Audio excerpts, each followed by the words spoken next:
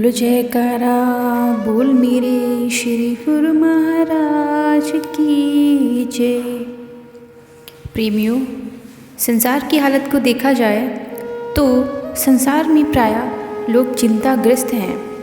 प्रत्येक प्राणी को कोई न कोई चिंता लगी ही रहती है और वहीं चिंता दुख का कारण बनती है। इसी से ही सब कल्पना, गम, कष्ट, क्लेश उत्पन्न होते हैं। चिंता इंसान को क्यों और किस कारण से लगती है? कारण यह है कि वह उन वस्तुओं का चिंतन करता है, उन चीज़ों को दिल में स्थान देता है और उन्हीं के लिए पुरुषार्थ करता है जो मिथ्या, नाशवान, क्षणभंगुर और अशत हैं। यह कुदरती बात है कि नाशवान, क्षणभंगुर, मिथ्या व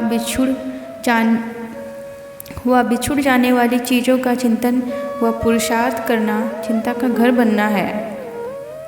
क्योंकि जो वस्तु स्थायी नहीं, क्षणभंगुर है, उसके लिए ही हर समय ख्याल लगा रहता है, तो प्राकृतिक नियमानुसार उससे एक दिन बिछुड़ जाना है। तो बिछुड़ने पर उसे अत्यधिक दुख होता है।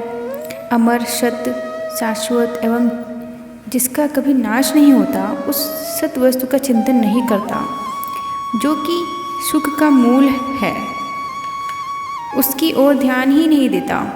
वह सत्य वस्तु क्या है? तो इसका जवाब वह मालिक का सच्चा नाम है जी, और ईश्वर की भक्ति है, जिसका चिंतन करने से इंसान निश्चिंत, गम रहित हो जाता है।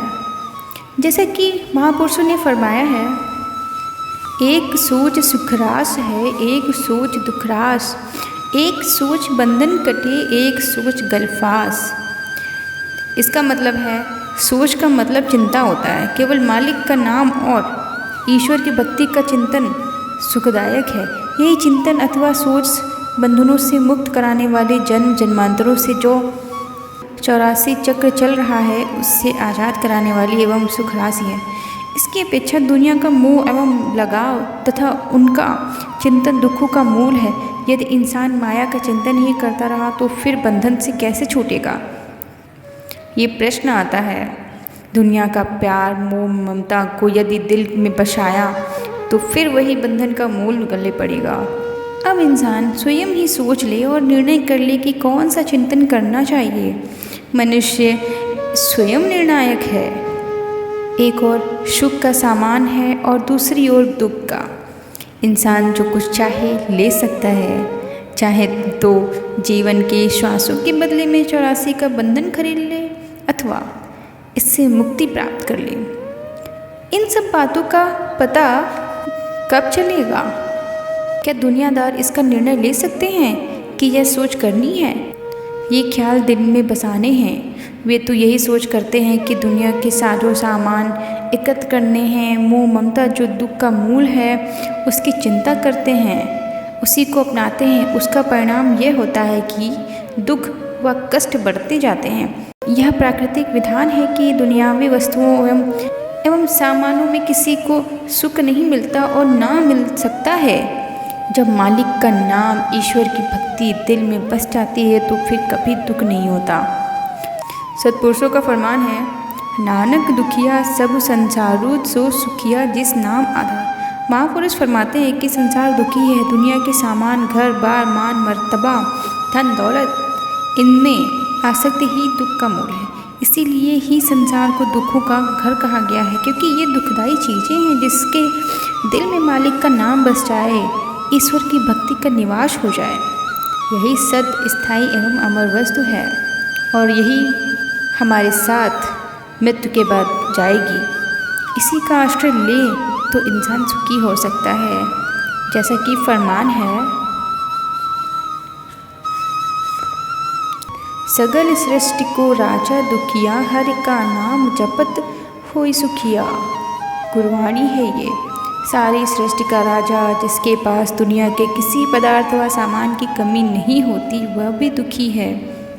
उसके पास केवल एक वस्तु की कमी है, यही कि उसके पास मालिक का नाम नहीं है, उसके पास भगवान का नाम नहीं है, उसके पास सतगुरु का नाम नहीं है।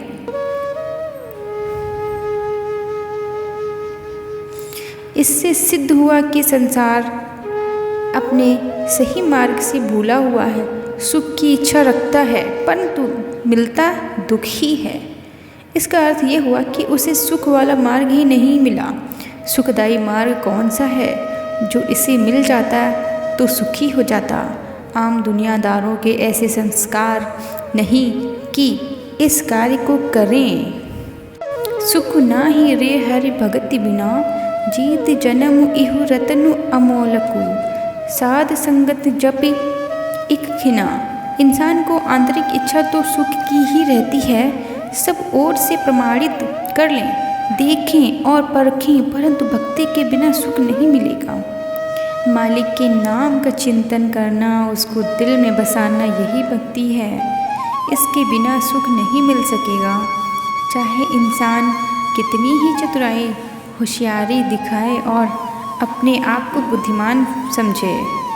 फरमान है कि लख सियाड़प जे करी लख सियु, प्रीति मिलाप बिनु संगत साध न ध्रापिया, बिनु नावे दुख संताप। कोई अपने आप को कितना ही सयाना और चतुर समझे, दुनिया की प्रत्येक वस्तु उसके पास हो, लाखों लोगों से उसका व्यवहार हो, परंतु संतों की संगत के बिना, नाम में दिल लगाए बिना सुख नहीं मिल सकता है।